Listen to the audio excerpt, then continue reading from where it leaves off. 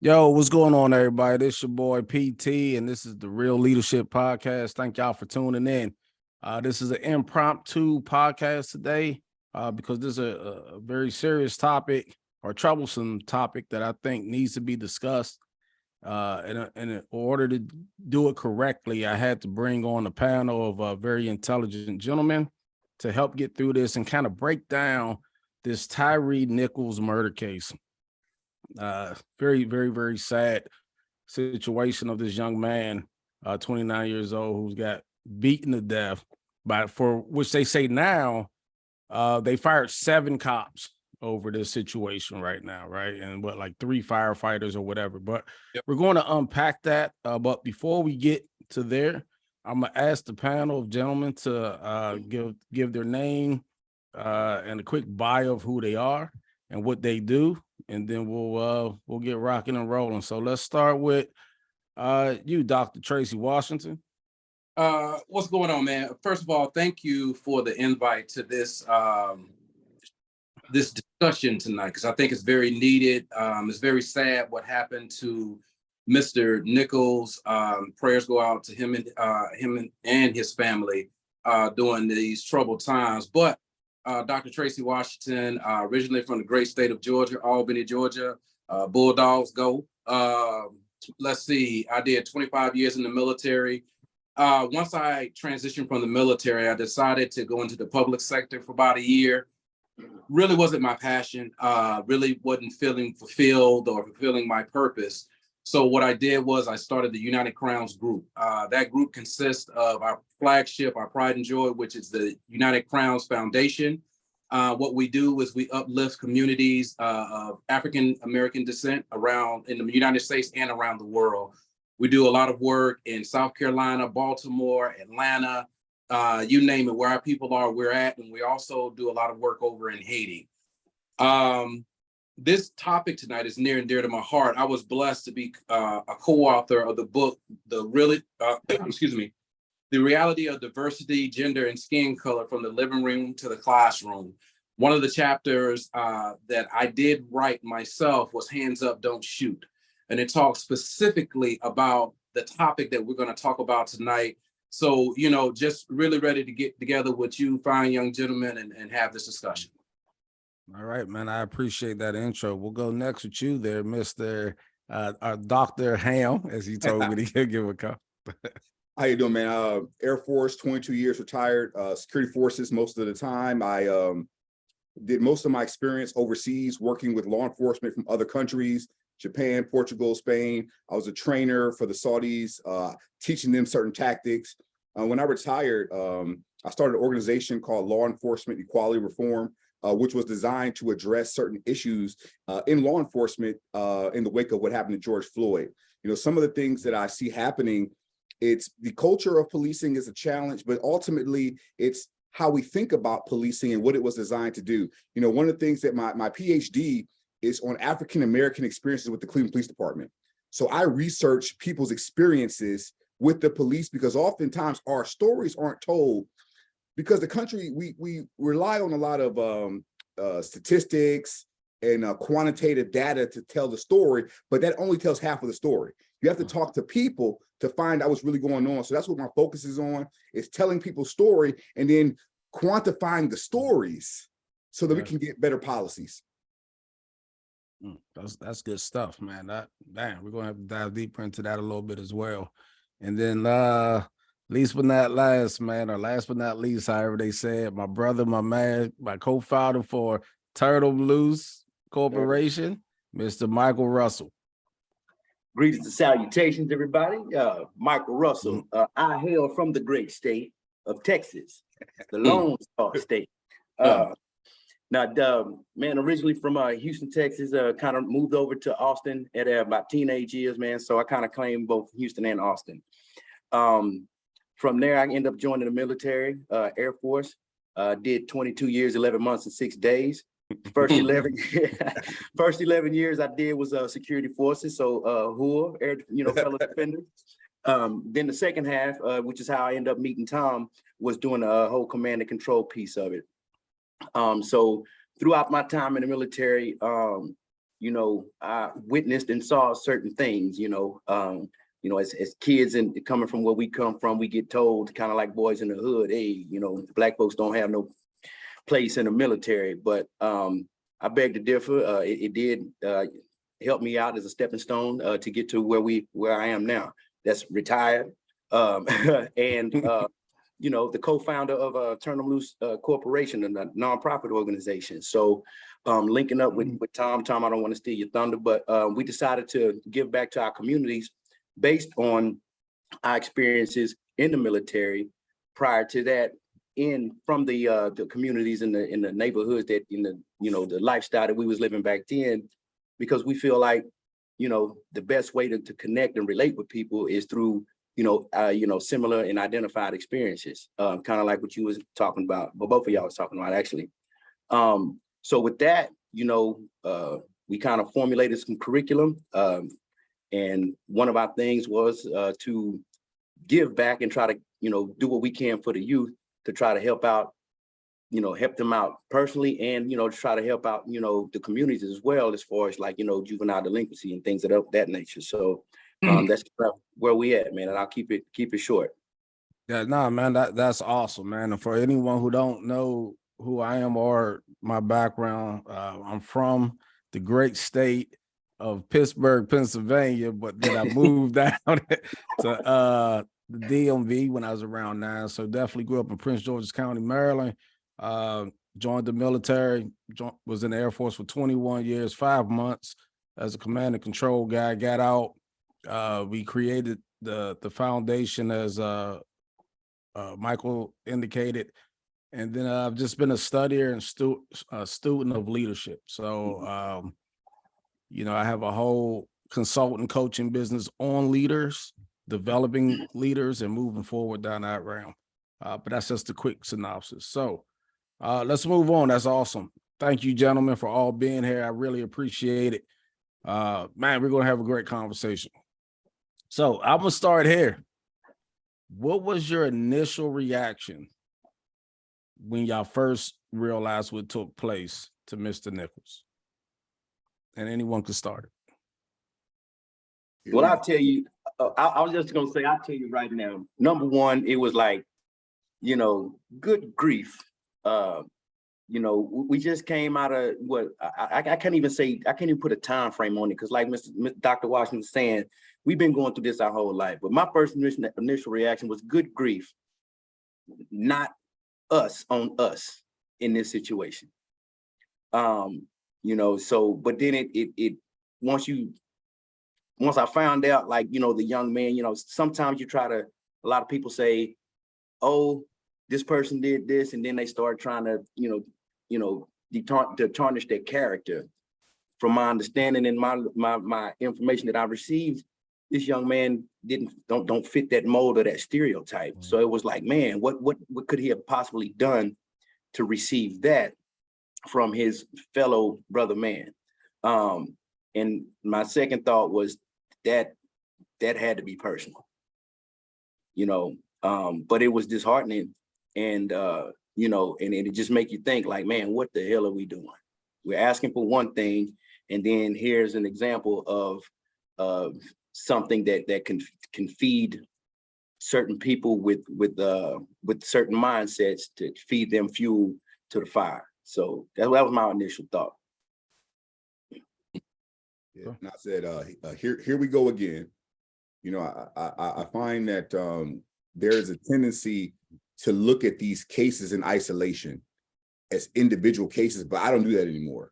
I see this case as a continuation of a system that's designed to produce this. There's an adage that there's a few bad apples. I reject that. I say the orchard is rotten.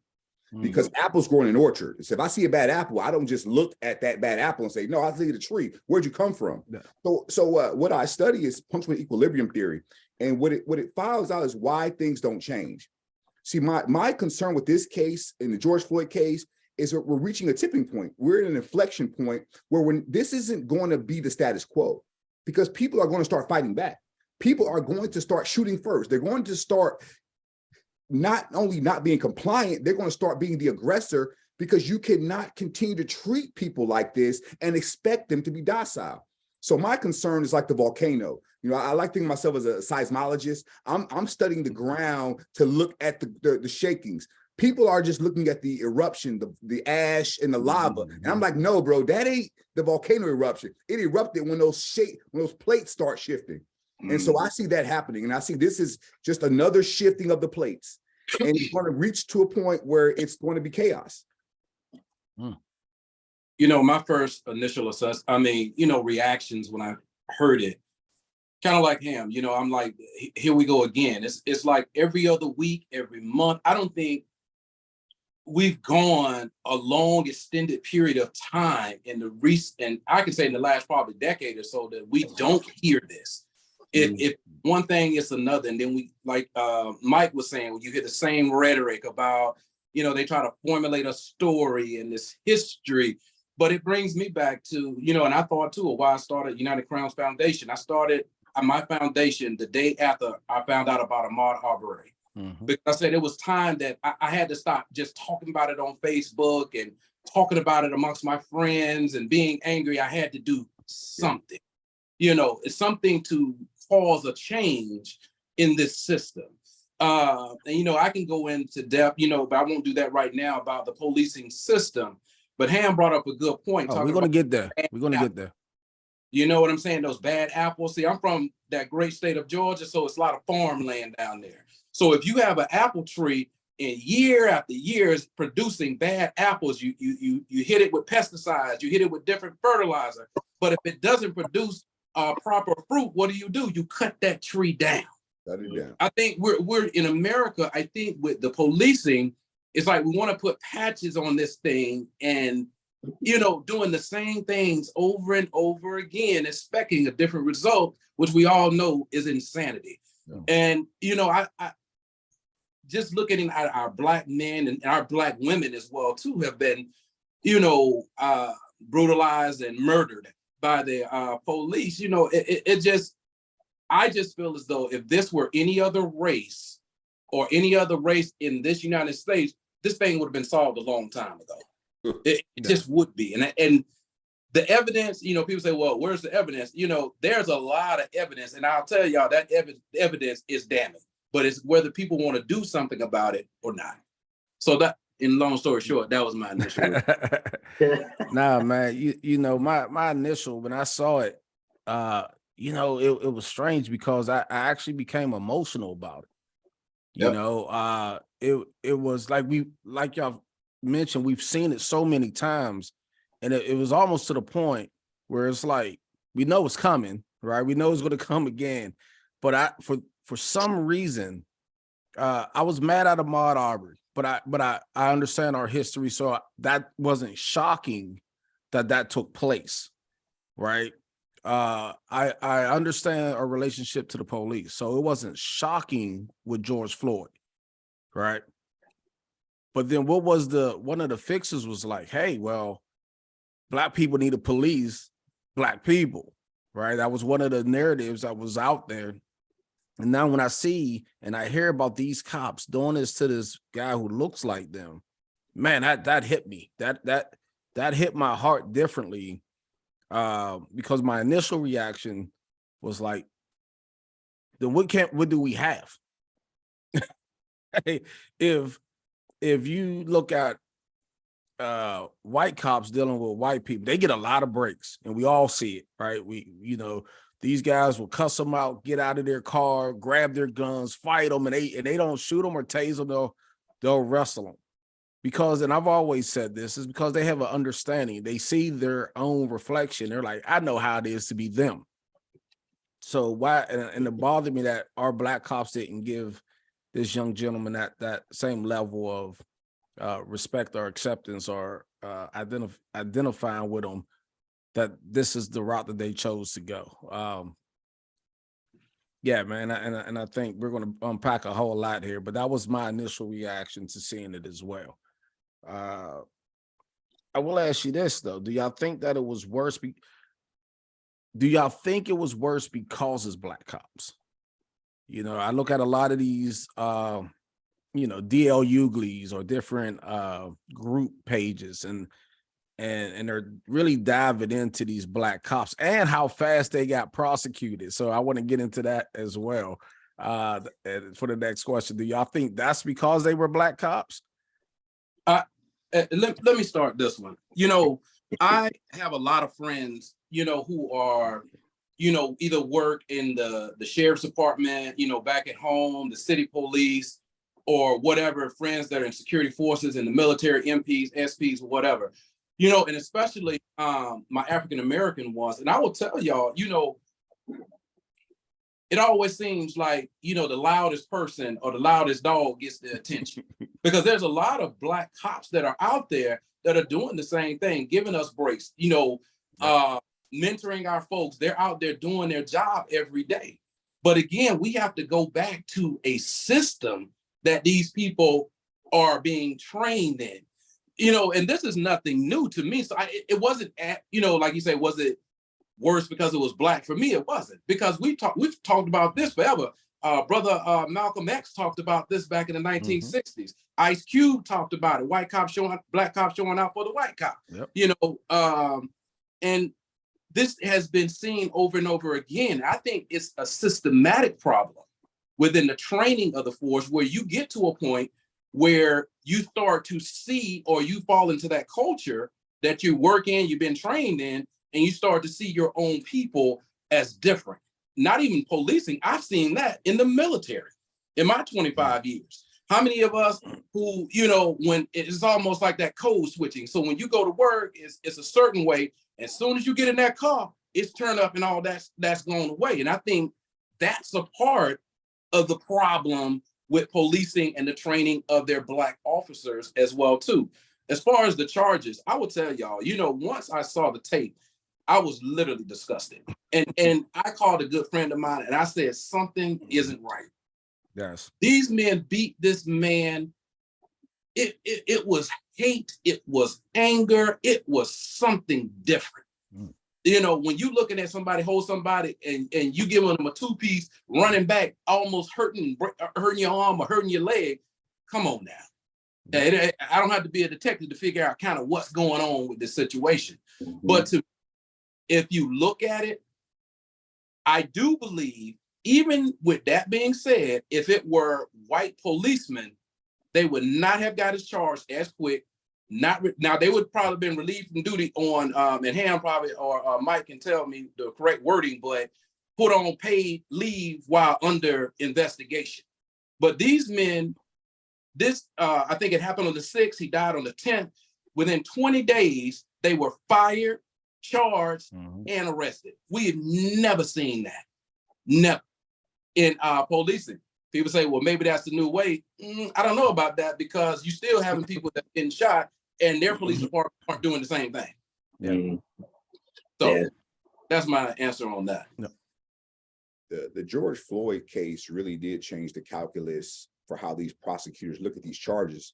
But I would say that the fact that they were black didn't surprise me, because, during the slave period, the black overseer was always more brutal than the white overseer. That's and right. People sometimes don't understand why that was the case. And the reason that the black overseer was more brutal is because he knew that if he showed any leniency toward the people, he could find himself in that position. And it also made the white overseer pleased that their anger was directed at the black people and not at him. So there was a psychology that was instilled in us to be brutal towards each other, because it pleased the people to know that they were no longer the object. So now when the white overseer came and said, hey, John, you're being too rough on him, he had compassion toward the white overseer, even though the white overseer was enjoying him being brutalized.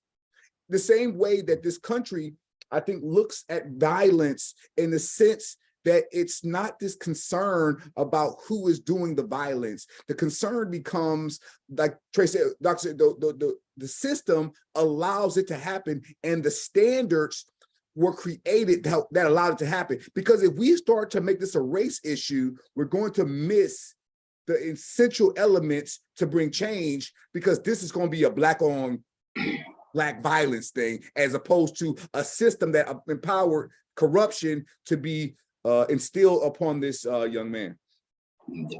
And that's kind of one of those things where, you know, you say, hey, I want to make a difference. At least that's what most people say when they go in and you know, join you know, the first responders. And then you go in and you say you're going to make a difference, but then you find out that there's codes and, you know, certain unwritten rules, and you say, well, I'm going to be different. But then you find out that being different causes you to be, you know, outcast. And as human beings, we're, you know, we want to belong. We're social beings, so we want to belong.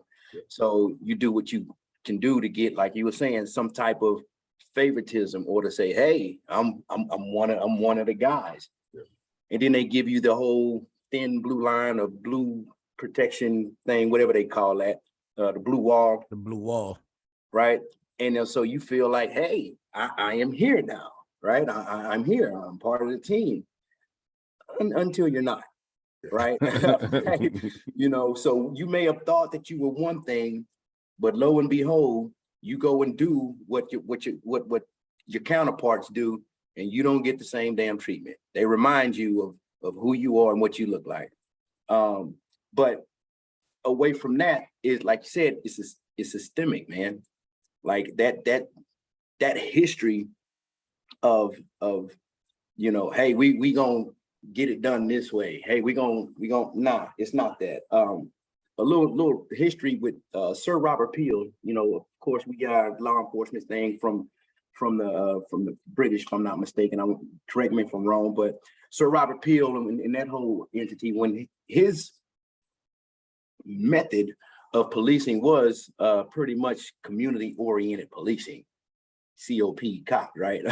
But it was community-oriented policing, but we've strayed so far away from that. Now, whether it was this is how we're going to police our own type of thing, and then when you know, the whole slavery, going to catch those folks and then giving them a badge and the authority to go and do that, whether it changed because of that, I'm not 100% sure. So I don't want to, you know, speak, you know, illegitimate of this topic, but I do know that community-oriented policing was a thing as far as systematically. Somehow it changed, and now they're trying. If you look across the United States, you'll see that that's a lot of people's that's their marketing strategy, that's their pitch point, but there's really no results because we keep running into the same thing. And I'll leave it there because I don't want to ramble. But you know, too, I think you bring up a good point, because when you look at the history of policing, it did change with the slave catchers. When you look at that, the U.S. government and the Congress gave these men almost absolute power to chase slaves from state to state with no impunity. And when we look at the same situation, when you talk about Black policing, you look at the history of slave catchers, some of the best slave catchers were Black. Mm-hmm. It's the same thing that Ham was talking about, where you get into that culture and you want them that, you know, to impress the white slave catcher for whatever reason, whether to get more, you know, money or prestige or what have you. And again, when you talk about a police department that stems from the policing we know today, that stems from slave catching, this is what you get. Mm-hmm. And it seems like the prey, and I'm going to say prey, has not changed since the slave catching days. So I'm trying to understand if you have a public servant, which pretty much started out as a regular civilian, you went and got some training, you got deputized or you got your badge, and you were once a citizen who's now been given the authority to be a cop or a policeman or policewoman. But then the qualified immunity piece of it, because you're doing this, or you're putting your life in danger, or you're helping us, certain elements, you can be, I don't know, you don't have to go through a certain process, you can be protected, or we got you kind of thing. No, you know, wrong is wrong. You know what I mean? And like if you know, people are regular citizens who do the same thing, but then when you do it, you get some type of shield and protection. No, you need to go through the same dang process. But what we see a lot of it is when these cops do some certain things, well, certain cops do certain things, they get protected or they get shielded. You know what I mean? Kind of like when we saw with the folks who did Ahmaud Arbery. You know what I mean? They held on to that and they secluded that and they delayed it and everything else to try to, you know, for whatever reason they was doing. That don't happen with us, and we just saw that. But I mean, like, how or why do they get a status to help protect them from from things that they may end up doing from the same type of crime or the, you know, suspects or whatever that they're chasing or that they're trying, you know, that they're policing. I don't understand. Well, you know, when you go to court, man, and you know, it says Peyton Tomlin versus the United States of America, right? It's hard to beat that justice system because the way I see it, they're all in cahoots, right? Maybe that's the wrong word, but that's the one that came to the gut, right? So the cops have to work with the lawyers have to work with the judges, right? On both sides, whether they're prosecutors or defenders, because you get prosecutors that become defenders and defenders who become prosecutors, and then they all want to aspire to be judges. But guess what? When you have to sit there and deal with these police officers always in your courtroom, and you want to have that respect from the police people, right? Then guess what? They, in my mind, right, they give them these leniencies. So when things happen, and we all know that the law has been written by lawyers, most people can't even understand it, right? So there's always some way to get out of there. That's why, and we know this from just being gun owners, right? I'm a gun owner, and what they say, hey, if someone walks in your house and you shoot them, and they question you, the first thing you're supposed to say is what? I fear for my life.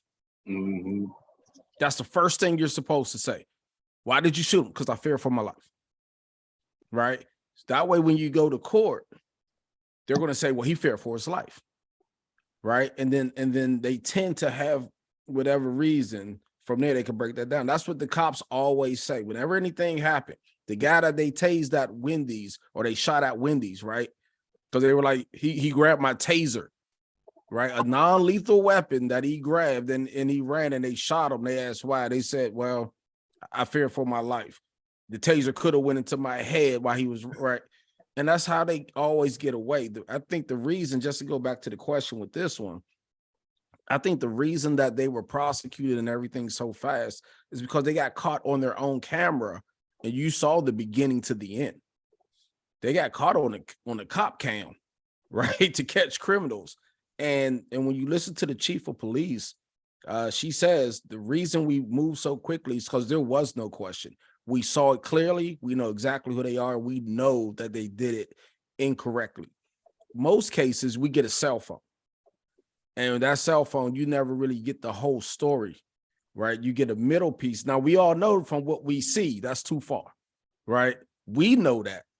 But if you got to convince that amongst other people who don't see us as Tracy say, equals, then their brain is going to always conjure up. There had to be something else. You had to have done something before the camera came on, right? And then those little doubts, those possibilities is what get these cops off every single time.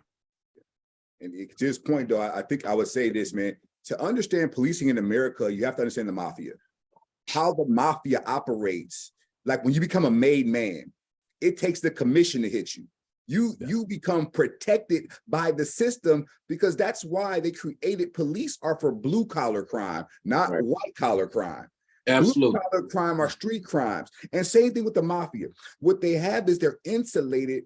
Now, the qualified immunity is just civil liability. But when it comes to criminal liability, the reason that they have this situation, and this is a topic to discuss, is because you have to look at the only institution that can make police policy for America. It's only one body can do that. It's the Supreme Court.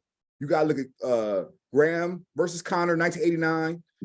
The worst place for a Black person to live is in the perception of an officer, because they can use what they perceive, not what's happening.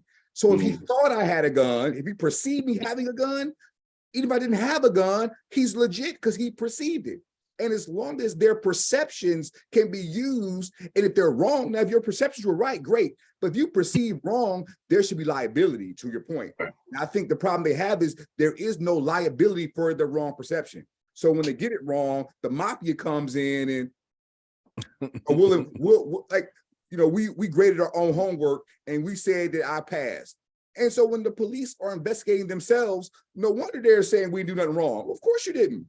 You know, and I think that's the challenge, because the mafia, in order to take down organized criminality, because I think that's what it's become organized criminality, but they've been codified in law. And that's what the mafia did. They paid off the judges. They paid off the only reason that Black crime couldn't take off in America like the white crime is because white judges would not take bribes from Black crime leaders. That's the only reason. White cops would not take payoffs from Black people because they thought it was beneath them for them Black people to have something over them. And so that's part of that challenge of breaking up that monopoly of power, which I think to this day has not been touched. And then when we talk about, you know, the systematic problems in America, and you can go on either side. It's not systematic racism, blah, blah, blah. But again, the evidence is very damning that it is.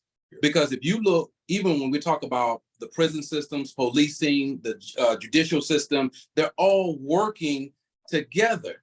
Again, most people don't realize that most states didn't even have prisons prior to Jim Crow laws being passed. But once Jim Crow laws came in, once they said in the 13th Amendment that slavery is abolished, but except in one place, you know, except in a servitude, right? That's when a lot of states said, aha, here we go. This is how we do it. In prisons, right? Then later on, they started privatizing prisons. I like to tell people when there's any problem that's going on that's widespread, the first thing you need to do is follow the money and you'll find the answer, the root problem to it. Because I will tell y'all, the whole judicial system, policing and everything is big money business. Big money. I mean, from the prisons to the police departments to the judges to the lawyers, everybody's getting paid. So what benefit do you have to fix a system who's not affecting your community, not affecting you? Yeah.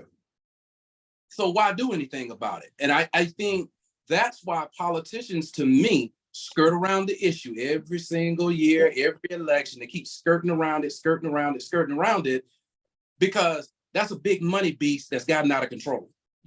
And that's hard to tame. And you're going to affect a lot of people that's contributing to their campaigns and a whole bunch of things. You're looking at the NRA that supplies the cops with, you know, and all that stuff, the policing unions. This thing is bigger than all of us, but we seem to be the major community that's being affected by this whole money-making scheme. Without crime, you have no cops. You know, without the cops getting the crime, you have no need for lawyers.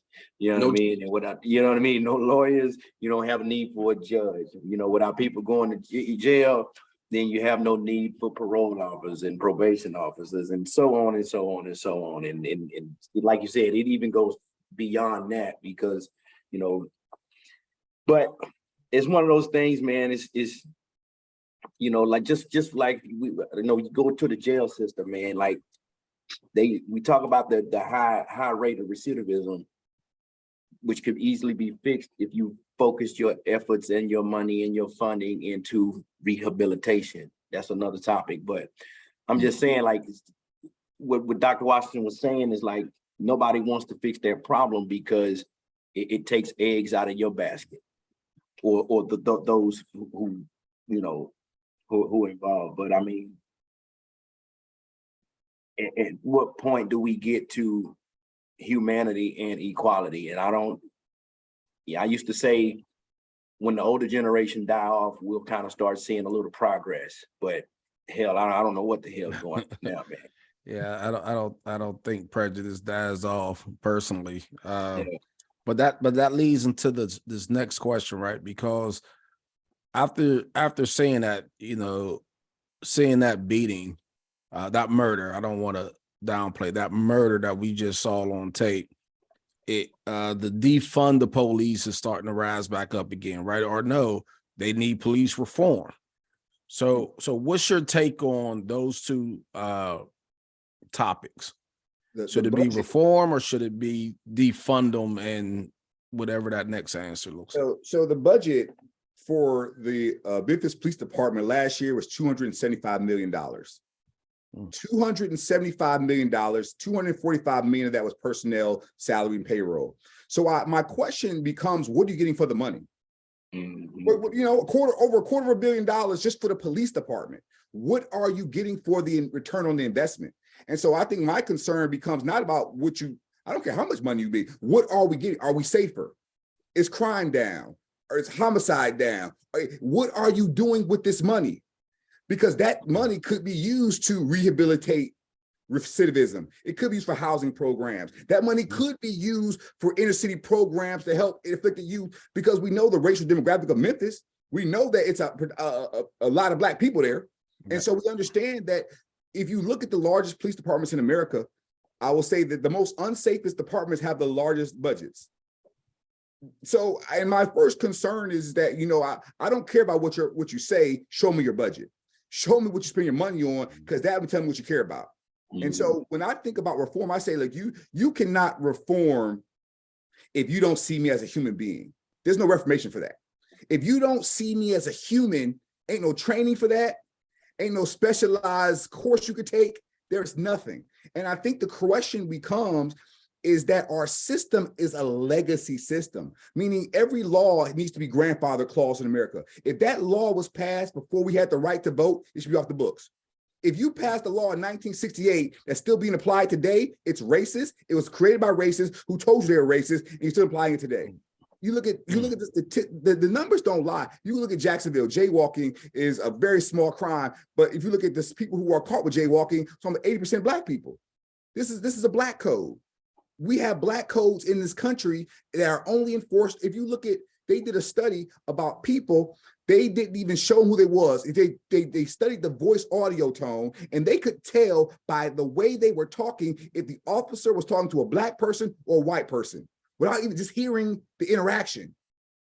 By the talk, not the person that was talking, by hearing how the officer talked, we are treated differently. And so my concern is that it's smoke and mirrors when you want to talk about fixing a problem that to like I said, the sixth largest employer in Ohio is the Department of Corrections. We got the sixth largest employer. How many jobs is that? So when you take me in prison and you put me in a rural county, I don't count for population or representation where I'm at, but I can count in that rural town so I get some more red votes. So there is an interweb. But to your question, I think that we start to focus on not defunding. I think that it's semantics. Because I think you say defund and it makes white people afraid, because the police were created to make white people feel safe in America. If we're gonna be honest, they were created so that white planters could feel safe in their beds and they didn't have to fear uprising. That's why they're created. That's why they still have the power today, is because white people and their property, and then Black people who have reached success ultimately like the police more than white people, because they have more fear than some of those white folks. We don't talk about that. But when you start to talk about what the police were created to do, it was not to protect and serve. That was a marketing slogan that was created by the LAPD in the 1950s of protecting and serving. Nothing in the US Constitution says that cops have to protect and serve you. It's actually the opposite. The Supreme Court said that the only time that the police have to provide you any protection is you are in their physical custody, which Mr. Nichols was.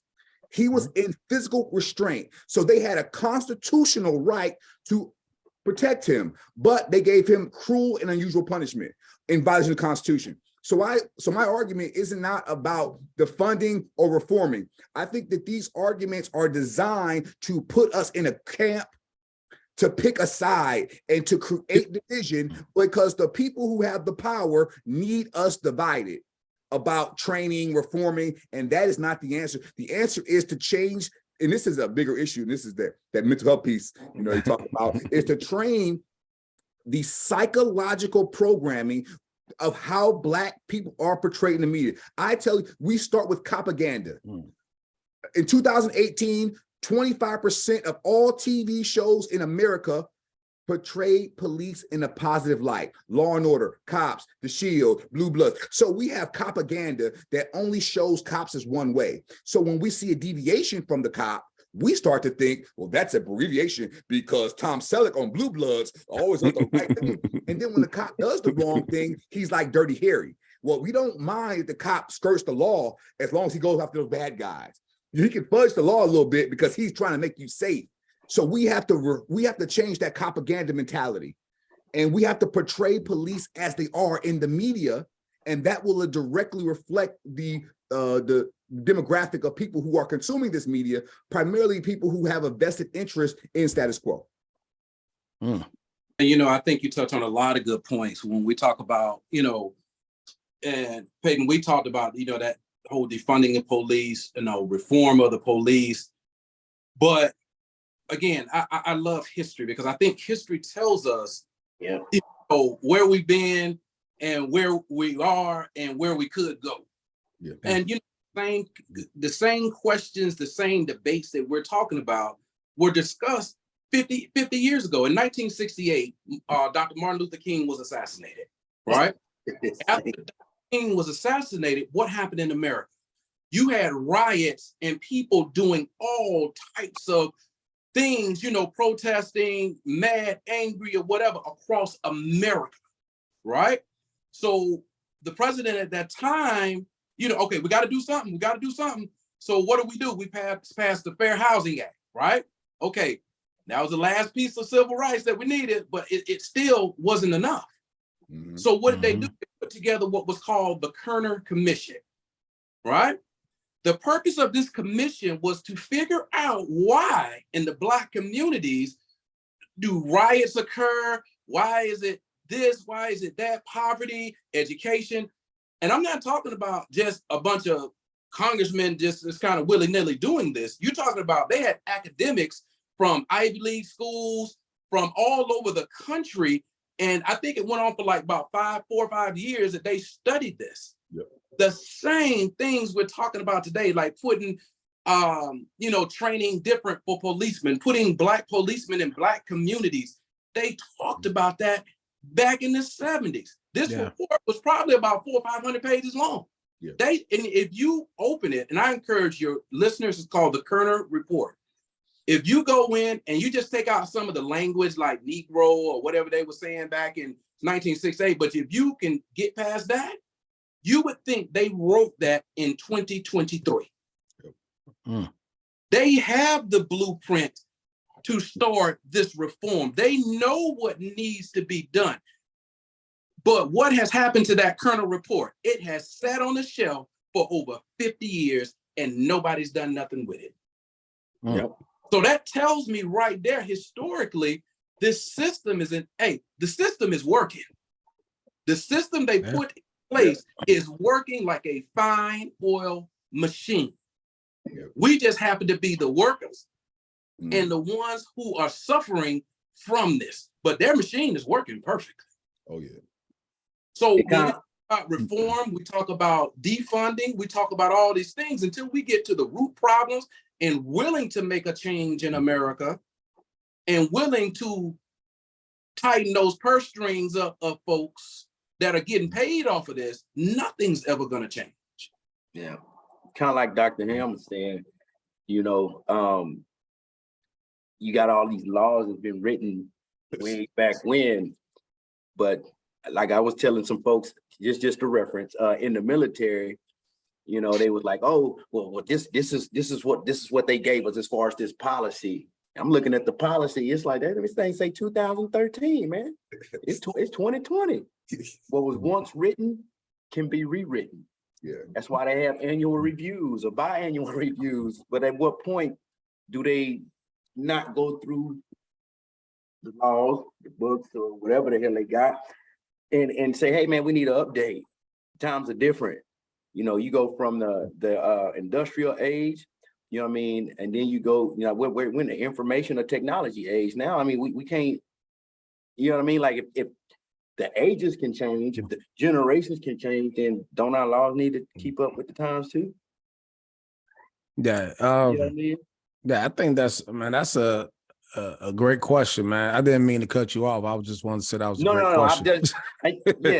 I'm just saying, man, because like I hear, I hear everybody, all of everybody on the panel is bringing up good points and thought-provoking questions and providing references, resources in history. But like they say, if you don't know your history, you're doomed to repeat it. Well, we people in America know their history, but somehow we're still repeating it. You know what I mean? So it's like, where do we go from here? But they tell you, if you keep asking the question why, you'll get to the root cause. Yeah. I think we've been asking why for a long damn time. And like he was saying, they got the blueprint. They know the cause, but where's that response to it? But if you follow the money, ain't nobody finna get it up. Ain't nobody trying to get it up. But short of rebellion and revolution, man, I'm my bad. I'm one DL Hughley in the crowd, isn't it? I'm just saying, man, because it does make you think about going there. You know what I mean? It does. I can tell you right now. You know what? Let's table that one for another podcast, man. I'm good with that conversation, but I don't want to get it too far away. Yeah. That's why I said, he said something very important. He said the reason that the revolution won't be televised is because it starts in your mind. Right. Our thinking was changing because nothing radicalizes people more than injustice. Injustice is a cancer. But I will tell you that the opening line of that Kerner Commission he was talking about, the opening line says that we are having two different Americas, separate and unequal. And if we don't address this, it's going to further grow. But my proposal is interactionalism. See, I think that the greatest freedom you have is the freedom you left alone. The freedom to be about your business. And ever since we could leave that plantation, we have never been left alone. Because the thing is, there were more Black people in prison in the North than there were in the South following Reconstruction or following the Jim Crow era. And I asked myself, well, why was that? Because I looked into some research in this. It's because during the 20s to the 50s and 60s, the white police did not police Black areas. They only policed the boundaries and the borders. They just made sure as long as you stayed in your area, we don't worry about what you're doing over there. That's why crime was so rampant in our areas, because the police were not concerned about stopping crime in our communities. It was only when we as Black people went into the cross over those railroad tracks that the police involved us. So they would leave us alone if we stayed in our own community, which was a quasi prison, because if you left out of that community. So interactionism says this: we don't know why or why not the cops can interact with us. Traffic stops. Like, so Philadelphia last year says, we're not going to pull you over for something stupid. Okay, we'll just send you a ticket in the mail. I was in Germany for 2 years. I didn't see one ticket, one cop pull somebody over. They'll see you a ticket in the mail or whatever, go about your day. The Japanese police last year, 2 years ago, killed one person. 136 million people, and one person was killed by the cop. But we don't look to other countries for solutions because we don't think that this idea of this policing a non-homogeneous population and populations that are homogeneous. For example, when I was in Germany for 2 years, the cops killed 24 people in 2 years. That's a slow weekend in America. You know what I mean? So we don't look to say, well, what is the police side doing over there that is so effective that they ain't having to kill people? Because the Japanese, they're not doing a high-speed car chase. They'll shoot a little GPS dot at your car and it has a tracker on there, and they ain't got to chase you nowhere because you got a GPS tracker on your car right now. But our culture is chase down the slave, bring him back to the plantation as soon as he is possible so that the white planter can feel safe. And we don't deal with that issue because officer safety is the last thing I'll talk about this is, and this is historically, is that the highest year of police murders on record was 1930. There was 357 police officers killed that year. In 1939, it went down to 160. And you would ask, well, what happened in that 10-year period that cut police deaths in half? What happened? And was it public safety? Like, no, prohibition ended. And when prohibition ended, cops were not forcing stupid alcohol laws, speakeasies. They wasn't busting the speakeasies getting shot up anymore. And so when you stop the stupid law, it made the police safer. And see, my point is that we have to deconstruct their arguments before they make them. See, my concern is historically is that the officer safety issue is the highest year, 60% decrease in 10 years because officers were enforcing bad policies. Chasing somebody by yourself and you scared is a bad policy. If I can shoot you in the back of the head, say I fear for my life. Like, what other place you do this? Where can I chase you down, shoot you in the back of the head, and say I fear for my life? What? See, but the policy says this. And if we don't address it at the policy level, we're just going to be doing window dressing. And I'll wrap this up because I know we hitting this one kind of hard. But, I knew y'all was. you know, but I think Mike touched on something. Even if you read my chart, it talks about revolutionary. You know what I'm saying? Because, but I think, in my own professional opinion, I think our community sometimes confuses what a revolution is. We think about, you know, and I'm a staunch advocate of the Black Panthers. You know, that, I mean, I got a lot of stuff in here about them, you know, Brother Malcolm and things like that. But the bottom line is that's not only a way you can have a revolution, right? I believe white supremacy, these systematic racist laws, and we live two things. We have systematic racist institutions, and we live in a capitalist society, right? There's two things that white supremacy will move for. Two, not because they care about you, not because they want your life to be better. Two things they're gonna move for. That's money and loss in life and property, right? Yeah. Right now, it's projected that Black Americans will have $1.8 trillion in spending. My people, if you want to have a revolution, become conscious consumers. These stores that support these police officers and these police systems that aren't working right in your neighborhood, find out who they're getting these donations from. Find out who the politicians. Stop shopping there. Big business runs this country. If you haven't figured that out yet, you're a fool. We have the money to control. And I'm gonna tell you, if 13.7% of your population stops going to your store, your establishment, we will shut them stores down. And when those systems, you start to hurt in that pocket, that bottom line, oh, you're gonna get what you want then. Because one thing you understand is that mighty green.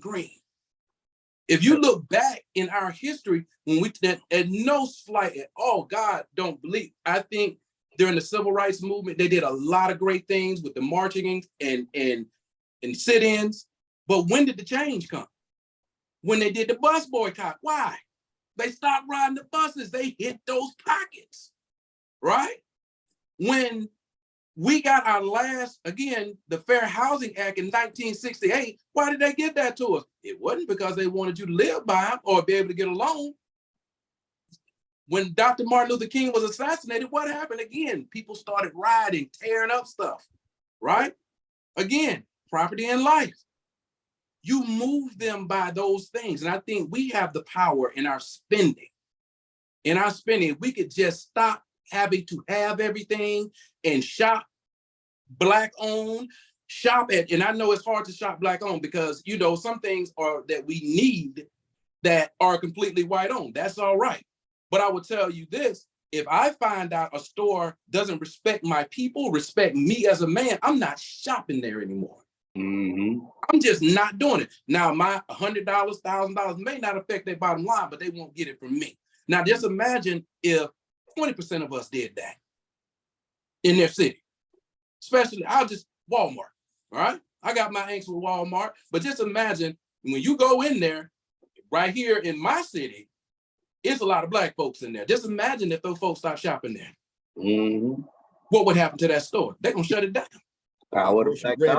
Hey, let's table this, man, because we'll go at this, and I got 1,000 questions based off what y'all said. You know, if y'all ever, well, y'all have all had conversation with me, except for Dr. Helm, so he knows. The rest of the other two know I question a lot of things because there's a lot of things in there, and I think all of it sounds good in theory, right? In theory, is exactly what that is, right? Yeah. But to make it practical, we know that's not going to happen. We know we're not getting 20%. We know that there's things that we need that we're going to keep doing. We know that, and I don't want to belabor this. I just want to touch this point, and then we're going to do a part 2. We're going to do another one where we address all this. But the machine learns. So yes, the boycott for the buses was great in 65. Guess what we did? We gave y'all more money now. We got y'all to feel a little bit different now. Y'all not all in the same financial whole, which means y'all don't see everything the same way anymore. We've grew that. Oh, we also grew our police forces. We're ready.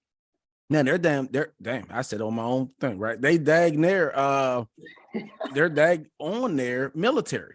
We gave them military weapons now. They're not out here with batons and hoses anymore. They're out here with whatever. We're coming up with different cop things like this. We're the Scorpion Squad, right? Where they in plain clothes and they're riding around and they're doing this, right? So the machine has learned from the past as well. So we have to understand our past, but we also have to be forward thinking enough to be strategic enough to do something that can hit harder than what we've done in the past.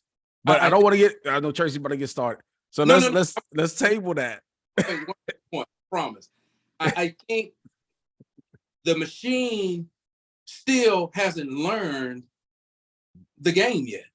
What they understand is we ain't gonna stick to it. That's what they understand. Oh yeah, we'll boycott for like week, 2 weeks. Yeah. I would encourage all your listeners and you gentlemen, look at the Nike Corporation, right? It's a multi-billion-dollar organization. Let all our people stop buying Jordans and buying the different brands that they shoe. That company would fold. Yeah, I agree. I just don't think it will happen. I'm telling you right now, if we could collectively do something, that's something we did back in the 60s, is a boycott. If we control our spending, you can shift the company. And those companies who do what? Most famous and big Fortune 500 companies do what? They give to politicians. Why? Because they want certain laws to be changed. Stop shopping there and tell the Nike owner, whatever his name, hey, we want you to, do whatever, and we'll start buying your shoes again. See what happens. But And it'll give you a discount. Yeah, you know what? Let's say I definitely want to get back on this, right? But I don't want to get away from what this one's about, right? This is about Mr. Nichols and his murder. Yeah, you get but definitely not. We're gonna keep it in there, man, because I want listeners to tune into the next podcast when we discuss the black dollar and the power of it and what needs to be done. So coming up soon. But I do want to touch on one more question though, and then from there we could, if y'all have any questions that y'all want to present to the rest of us, we'll have that happen, right? But I don't want to get away from the 3 firefighters.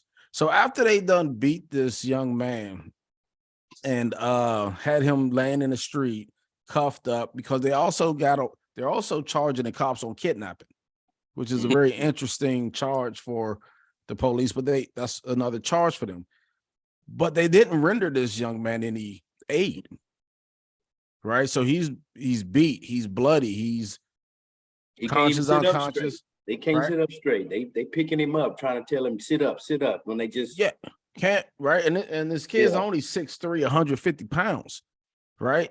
But they fired 3 firefighters because they didn't render any aid to this guy. And what is your thoughts on that, right? Because I get, okay, we understand the cops for the most part. We've had a long 45, 50-minute conversation about the history of them. We understand them from slavery to Jim Crow to where we are today, right? But I've never seen a situation where the firefighters, the people who came for the help, right? They're like that first responder, to not do it. Why do you think that took place as well? Just part of the team? There's a bias that goes back to slavery. that Black people can endure more pain than anybody else. That's why they experimented on us with no anesthesia, because the myth was that we have higher pain tolerance purposes. Like when George Floyd couldn't breathe, they'd say, look at those big nostrils. Ain't no way he can't breathe. You see how big his nose is? He can get air in there. But this thinking is so systemic in our thinking that when it comes to first responders, and there was actually a study on this, it's called superhuman bias. That when you look at the biases that are affected towards us, is that we will be okay because we've been okay. So when they shot my dude 7 times in the back and he didn't die. And they beat up people a lot of times, probably even worse, and they survive. And they've seen people who have lived and having undergone extreme amount of stress that would have killed the average person doesn't kill us. And I think what happens sometimes, it first off, it delays empathy. So you don't feel empathy for somebody who can withstand a lot of pain. So if the Hulk was hurt, nobody feels bad for the Hulk because the Hulk is going to get up because he's the Hulk. And so when you start to look at it, delays empathy, but it also delays the compassion to provide care or render aid when it is needed. So if a Black woman goes into a hospital and tells the doctor that she is in pain, the doctor does not render her the treatment because he thinks that she is trying to get some drugs because she's a drug addict, or she doesn't, they don't correlate our pain tolerances. And I would say that does not only affect white people, it affects us as well. We believe the biases that were created about us, so we don't render aid to each other in the same way. Or that's why those officers can punch this dude so hard, because they'll think, I've been punched this hard before. I've survived because I'm 6'2", 250. I've taken a beating like this before, because when I was initiated into my gang, it looked like a gang initiation to me. Oh, when I was in my gang, 100. we got beat more than that. So he'll be okay. And I think that bias is at the central tenet, because that's why you start to see the most kid gloves put on non-Black suspects, where the doctors, the aides is coming immediately. Oh, he has a cut on his wrist, get in there. And so until I think we focus on that bias, we're going to see that the empathy, that we were never designed to have empathy here. That people were never designed to put themselves in our shoes. And because they can't put themselves in our shoes, the only shoes they view us through is the lens of the media and how we are portrayed. And the shoes they're provided. Yeah, and that creates this problem. So like you tell them, like the reason that movie Birth of a Nation gave rise to the Klan movement is because cinematography is very powerful in creating perceptions. And when you start to look at how we are perceived in movies, one of them is about how if this Black person dies, it will not be a loss. If we don't get him aid, the world ain't gonna be, worse off. You know what I mean? And I think that this idea of that we've never counted so that our lives had mattered to be saved. And I think that trickles down into a couple of years ago, there was this EMT guy that was fired because he was using larger size needles on African-American patients to cause them more pain to draw blood. And this type of thinking is so deep into the ingrained that I think that's why he was not rendered aid, is because they believed that he could take that. And not only could he take that, he would be okay. Yeah, he had a few bruises, a few bumps, but this won't kill him, or he would not have died, which I think, unfortunately, that was not the case. Yeah, but it's medical. Go ahead, Tracy. Oh, sorry, but I agree with that. Working in the medical field for over 25 years in the Air Force, it's a huge problem. When you look at not just, in our military system, but also in our networks and our healthcare groups across America, where you look, and if you take one, for instance, like you look at Black women who are with child, the morbidity and mortality rate of those women surviving and that child surviving is almost a public health epidemic. How many Black women die in childbirth and children die in childbirth, right? If this was any other race, I can guarantee you could find studies. They'd be doing all type of research. Yep. but it doesn't happen. It just doesn't, you don't see it. And our women, especially Black women, are suffering.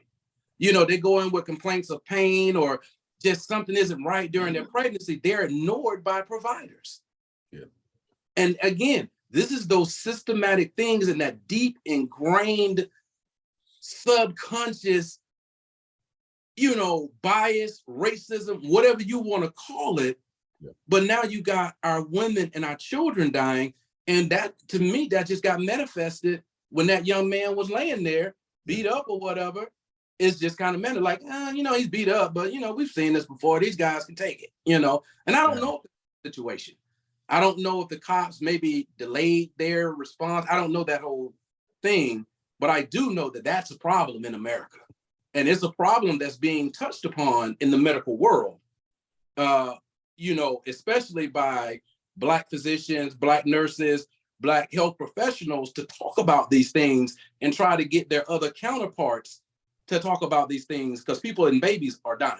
So I was just going to touch on, you know, regardless, I mean, you know, they take their little oath and everything else to provide, you know, first responder medical care and all that good stuff. But looking at that young man, you know, first thing we learned, hell, it's even going on in the NFL and everywhere else, you know, a head injury, you know, anything up here, head and spinal injury requires immediate attention.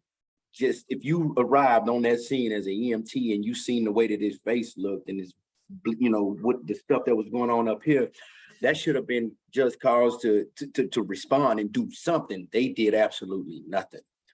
You know, that was disheartening. You know, I don't want to get into the whole video thing, but at one point they were trying to figure out how he was going to get to medical. It was like, can you bring him up this way? And it was like, no, you can hear the guy saying, no, we ain't taking him nowhere. And then a couple of minutes later, they come down. But then when they come down, it's, you know, the way the video played out, nothing happened. But just the sheer simple thing of it, like, man, this guy got a lump here, he's bleeding out his nose or bleeding out his mouth or whatever.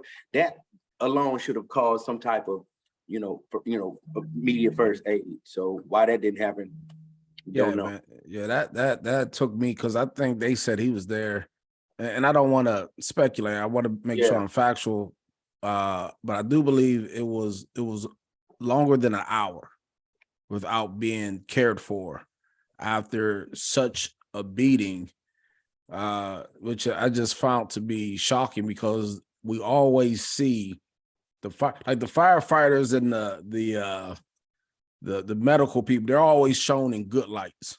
The cops, yeah, we got that. They're whatever, right? But they're always shown in good lights. So you would think that when they came up on the scene and saw that, they would have started right away and then got this young man where he needed to go. You don't know if, well, I think we do know, at least I'll say, I'm not a doctor, right? But if every second counts, you trying to say that if y'all could have got to this young man sooner, that he wouldn't have survived this, maybe, right? Because he died 3 days later, right? So I mean, he was fighting, and just imagine if you could have got him maybe just a little bit sooner. You know, I see a guy get hit on the football field and stop breathing, but because they was there right away, they were able to save this guy's life, and he was just at the stadium at the football game this weekend. So you trying to tell me that when y'all got there, y'all couldn't do that right away and this young man could still be alive? Yeah, not only should they be fired, but there should also be, in my opinion, criminal charges against them as well, right? Because you did take this oath, right? And that is to be out there. And I get that they're firefighters and not the ambulance people, but I'm sure they take an oath too, right? Of some point. That's why they're always on every scene as well, whether it's car crashes, whatever. They're not just there for a fire. They render aid. And to be fair, though, I would say that you know, one of the things that delays response is you're supposed to get a triage report as an officer arriving on scene or somebody arriving on scene to know what happened, what injuries, where he at, was he in a car accident? And so you're not going to say, hey, we kicked this guy in the head while he was handcuffed on the ground, because that's a deadly force injury. Yeah. So They need to know the extent of your you know the injury. extent, and I think that most people are not going to be candid and say what really happened to this guy at that level, because it will implicate them in some type of excessive use of force. That hey, we brutalized this guy to the point of he may have had internal bleeding, and he may have needed urgency of a care that they should have been the ones advocating for, because they get response codes. So they say, hey, we're going to need you to bring X amount of equipment, or we're going to need X amount of this, or prep this. So when they come there, they have materials. So it looks like, from my understanding, is that prep work wasn't done. Yeah, they didn't do them. They didn't initiate the 9 line. It wasn't that. That's what it's similar to. And when you don't do that prep work, you're making people now who don't know what happened assess a scene with no understanding. So first you check for bleeding, right? But we see bleeding. We see all these issues and injuries, and it's the same thing happened. Remember after when George Floyd was killed and the paramedics came up there, you see how they tried to downplay what happened to medics. Yeah. They pretty much tried to downplay. Oh yeah, he's just been good. You know, and then not even understanding that the medics, as soon as they picked them up, realized that this dude ain't breathing.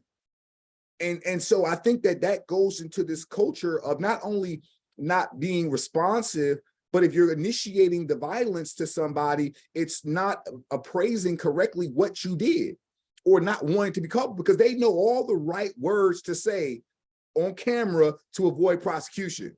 Give me your hands, even though you're handcuffed. They know, they've been trained on how to say those buzzwords. Yeah. You know, stop resisting, blah, blah, blah. And I think that goes into this other issue of somebody should have been there that had some sense to say, hey, well, this guy needs urgent treatment. But it looked like, if you look at how piranhas eat in a feeding frenzy, it looked like that. It looked like a frenzy. And it looked like nobody there was essentially concerned about the well-being of Mr. Nichols. Nobody was concerned about, they're kicking the guy in the head on the ground in handcuffs. And this is deadly force. This is deadly, kicking somebody in the head is deadly force. So you can't make an argument that you were concerned about his health or well-being. And I think that and this is even case law. There's case law that says you can't do that. Once a body's restrained, you can't punch them, kick them. If you don't even put the seatbelt on them and they bump their head once they get handcuffs on, it's your fault. Yeah. So that, like, yeah. And, just working with EMTs, man, I can't go to what those people did in the situation, but I can tell you this, as working with EMTs, being their administrator and understanding their processes, once the security forces, policemen have them as to do, they come out, you go right to work. You go, you start that assessment. It doesn't matter whether you got the 9 line, you got the report, you assess what you see from top to bottom, and you get now. It's a medical thing, you know what I'm saying? As long as the person, that's a dude trying to still actively shoot people or whatever, but now it becomes their responsibility and their goal to get that patient the treatment, help, or whatever they need to survive. But I think that was a great question, man, because it goes to the complexity of how we were talking about policing.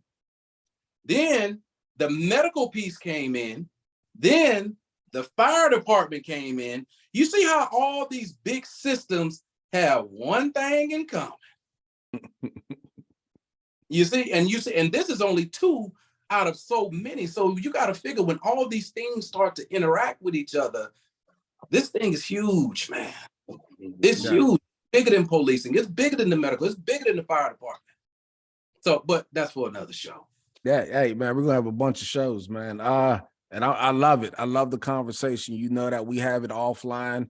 So to be able to bring it to this platform, and we always say it, right? We'll talk for hours, and then we be like, man, we should have pressed record.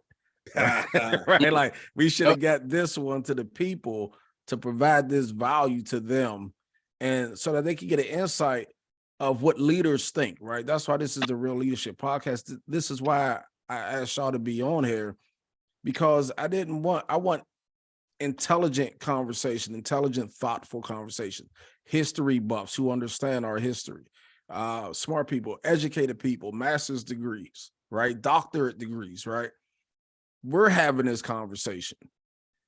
So this isn't the people at the bodega. This ain't the ones down the road who is like, man, they all hate you. They all hate us, right? Like, no. So when you hear this, I hope people of any race hears this. And if you have questions and concerns and you want to come on and have the conversation, we would love to have the conversation, right? Because we're here to bring value and understanding and explanation to why we are where we are. And I think this is great, man. I got one more gripe. This is a gripe. I'm gonna be honest. This ain't even a question. This is just a gripe. I hate the fact, y'all can tell me how y'all feel about it, but I saw the news, Biden wants to bring the family to the White House, right? And then Kamala is going to the funeral, right? I hate the fact of Photo ops. Yeah, the photo ops of politicizing this young man's death, to getting on television and we feel tragic. But y'all are the people who could make these changes, but the changes are never made. But yet you want to show, oh man, you get me on this soapbox and I'm trying not to get on it. But So I'm gonna ask you this, Tom, like that, or the panel rather, that George Floyd incident sparked I guess the Reform Act or put into place some things, was supposed to put in some place some things. Since that has happened, has any policy, anything been pushed out forward to even start the process? No. And let me, this is actually what I studied. All of these policy proposals were toothless. All of them were toothless. And let me tell you why. Because policing is a state function. Article 1, Section 8 of the U.S. Constitution gives the federal government very little power to tell a state how to police its people. Now, a state can say, do this, or we're going to withhold some money from you, but they cannot mandate any policy outside of USC 18, where it talks about the federal government in color of law violations. This is the challenge we're running into today. And let me tell you why it's toothless. It's toothless because the policies are not what they are addressing. That is the problem. And so one of the things that they're talking about is banning a chokehold. Well, yes, that was in the federal bill, but it didn't apply to the states. They can ban it in the federal, but it doesn't apply to the states. And there's a lot of that duality in these laws, where it says, we're going to give you X amount of money to do some research about how to look into these policies, which I think is just smoke and mirrors, because it's throwing bad money after bad money. Because what I'm starting to see happening is that in order to fix policing policy, you are going to have to create either a constitutional amendment or the Supreme Court, because the Supreme Court can now make laws that are binding on the states that they have to follow, or at least they say they have to follow, because the federal government has very little power. And I think that it confuses people when they say that the president can't do an executive order to do anything to a state's policing force. They would laugh at it. And and that challenge becomes harder when you start to look at federal legislation, because even federal legislation would be challenging, because would it be binding if it would violate the 10th Amendment, where any law not delegated to the federal government is relegated to the states respectively. So that's a challenge as well, because they can make all the laws and say all the stuff, but can they actually institute policy at the state level, which is where most of the inmates are, just where most of the poor policing is at the state level, and they don't have that power. And I think that's unfortunate, because they try to act like we're doing something in that tokenism. And again, y'all, and Peyton, I think that was a good question, but when I see those type things, I like you say, smoke and mirrors, you know what I'm saying? And again, one of the men who I definitely admire and I one day aspire to be is Brother Malcolm X. Man, he told us in the same, always try to satisfy us with symbolic victories rather than give us economic equity and real justice. And here we are, 2023. So I mean, just like Ham said, man, it's like all these promises, all these things, and everybody was marching, everybody was hype, and here we are again. So I mean, the same things we've been doing, man, ain't working. This is not working. Yeah. I'm actually reading a book, man. It was actually given to me by a coworker. This book was written in 1967. And I don't, well, you know, it's called A Secret City, A History of Race Relations in the Nation's Capital. Right, you know, right here, right here. And I'm just saying this to kind of, I mean, you got doctorate degrees, so you need no validation, but it's to validate some things that y'all had been talking about earlier, based right here in DC, where they're pretty much, it's a study or, from 1920 up until 1967 when they published that book. But in everything from prosperous Black communities to, you know, the desegregation and how everybody operated, got along fairly well. And then at some point, everything changed. And you saw that, and you explained that well, Tracy. And just like you said, here we are in 2023. And if everything that I'm reading in this book that happened way the hell back then, there's absolutely zero difference.